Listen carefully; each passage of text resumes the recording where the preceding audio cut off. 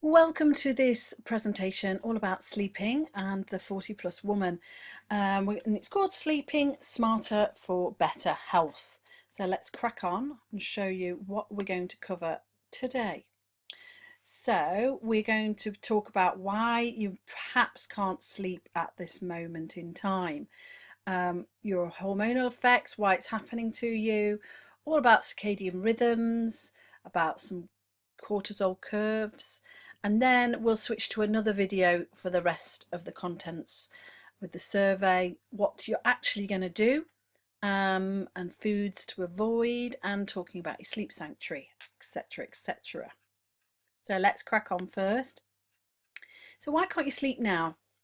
You probably could sleep really well in your 20s and your 30s, maybe had a bit of disruption from children, but generally your sleep was good. And then suddenly, now you're over 40, you seem to feel like you don't have a very good night's sleep. Now, as we know, hormones are disrupted at this time. Hormones are fluctuating up and down as we go through our monthly cycle and through times of stress. All sorts of things are happening. And so one of the hormones, the human growth hormone, which is really crucial for growing your tissues, burning your fat, healing, bone strength. It's like your look younger hormone, this one. It makes you look younger, feel younger, and feel good.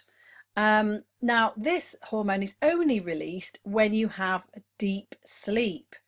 So if you don't get deep sleep, you don't get this releasing into your body. So a lot of the repair work that the human growth hormone does isn't done because we're not sleeping deeply enough. So that's one thing that could maybe aging us faster than we really need to. As you can see, it helps your brain function, burns your fat. So that might be the reason why you're having memory issues. It might be the reason why you're not losing weight like you need to. So, and after 30, actually not 40, 30, the woman's body no longer produces enough to keep pace with all of these things that's happening to the body. Also progesterone, that's another hormone, a sex hormone. Those levels drop after 40, and low levels of progesterone can cause insomnia. Progesterone is the hormone that when it drops down, you can get feelings of anxiety. And so if you are feeling anxious in the middle of the night, this could be because your progesterone is low. Serotonin, which is converted to melatonin, which is an essential ingredient to get to good sleep, that is also decreases after the age of 45 as well. So you've got three-prong effect there that's actually all against us for making us feel like we're having some sleep. Oh, there's two more here. Thyroid also. So if you're overactive, if you have an overactive thyroid, can cause insomnia, and underactive can cause daytime sleepiness. So a lot of people I know are more underactive than overactive. So that could be something that is making you feel more sleepy during the day. Cortisol, that's your stress hormone. Too much caused by menopause or stress can also cause insomnia. So this is like your wake up hormone, cortisol. So let's have a quick look about the circadian rhythms. Now, this is how your body goes through the sleep process throughout the night. And as you can see, there's three areas. You've got your dreaming sleep, your deep sleep, and your awake sleep. So your deep sleep is the one where you're going to get your human growth hormone, which will keep you looking younger for longer, which is a crucial one. Now, this cycle actually happens in a 90-minute cycle. So you've got the chart shows here that you've gone to bed at midnight, and then your first cycle, your deep sleep, then you have your little bit of REM before we wake slightly. Well, not wake, but you become more alert at that time. If you're going to wake up, it's usually after an hour and a half or 3 hours or 4.5 hours. So just check that, how you're feeling about when you do wake up. Sometimes you do wake up at the same time every night, and this could be because you're just at the end of that cycle of your circadian rhythm, the 90-minute cycle. So this is the normal way that we do it. And normally, if you can get 5 cycles in a night, That is you're going really well if you get 5 cycles in like that. It doesn't mean to say that you won't wake up.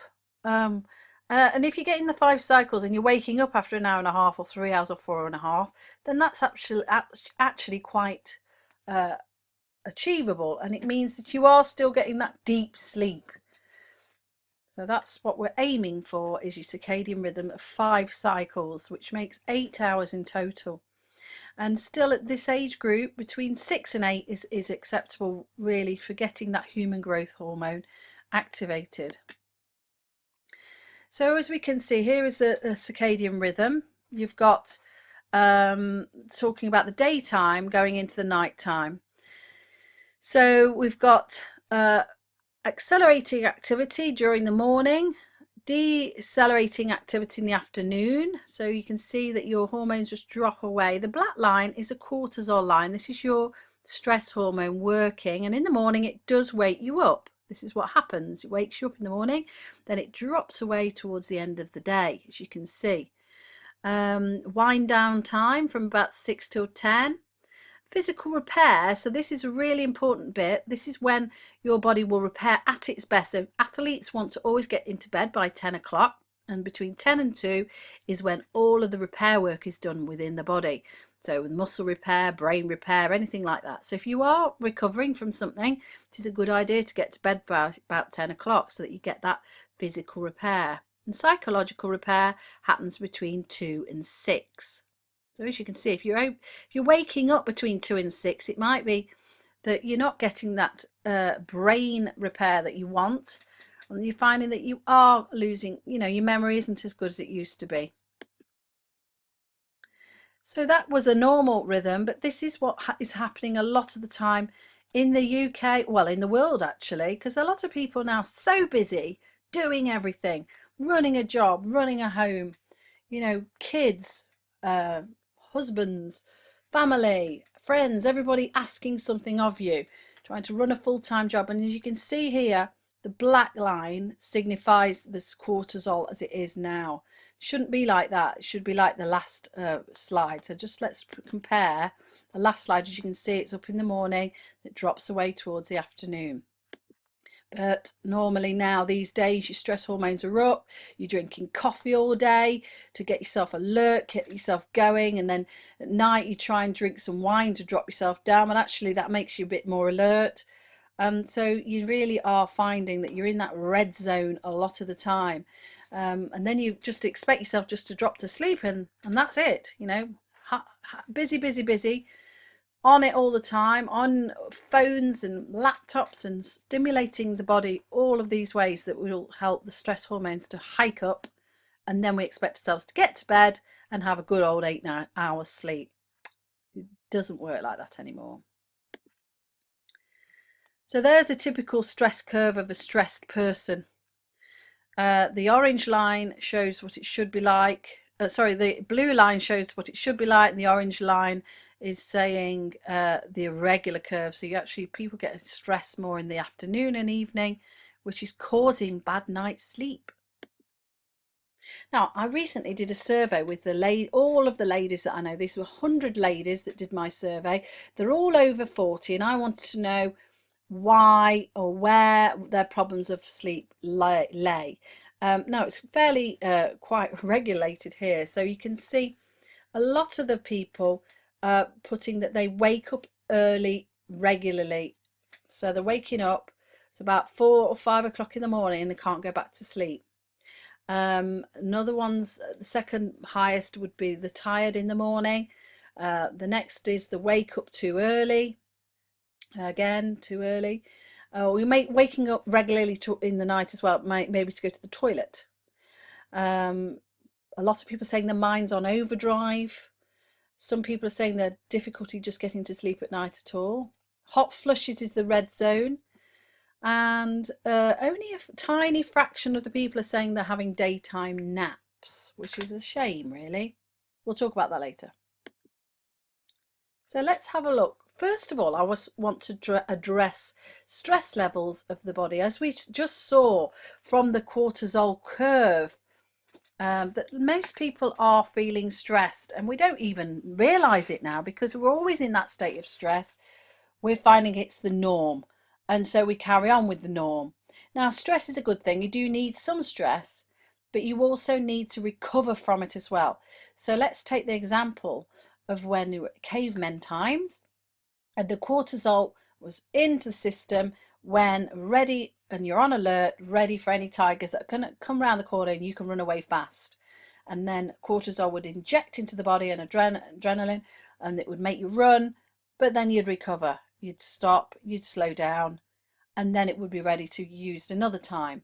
So that was how it should work. But these days we tend to be on a level of adrenaline and stress for most of the time, and then we worry that we can't get a good night's sleep, but actually your body has been so stressed throughout the day, it's not used to the come down. Now let's also talk about your perception of sleep. Now many of my members and lots of people I know have Fitbits, which actually monitor your steps and your calories that you burn, but also it monitors your sleep, and it gives a little graph in the morning to say how many times you woke up, and what length of sleep you had, and also the quality of the sleep. Now, I'm finding with a lot of the ladies that are using this, their perception of their own sleep is becoming a little bit skewed. So I would suggest, and let me just give you an example of this. One of my ladies came along, and I would say to her before she got the Fitbit, how is your sleep been? And she would say, yeah, I feel fine, my sleep's good. But then when she got a Fitbit and it showed that she was waking 3 to 4 times or 5 times a night, sometimes it was more, she then would wake up in the morning and say, actually, oh my God, look at my sleep, it's really bad. Oh, I can't sleep, it's terrible, I'm not sleeping. And the more she said that, the more she didn't actually sleep. And the Fitbit register became worse and worse and worse throughout the time. So I have a feeling and a belief that your perception of your own stress and your sleep quality make a huge difference to this. So as a little test here, just think to yourself what you felt about your own sleep last night. Now, you may feel like you woke up, or you may feel that you did woke up. So one person might say, yes, I woke up. Yes, I went to the loo. I came straight back to bed. I felt fine. I feel good this morning. But another person having the same wake up zone as that might perceive it as not feeling fine.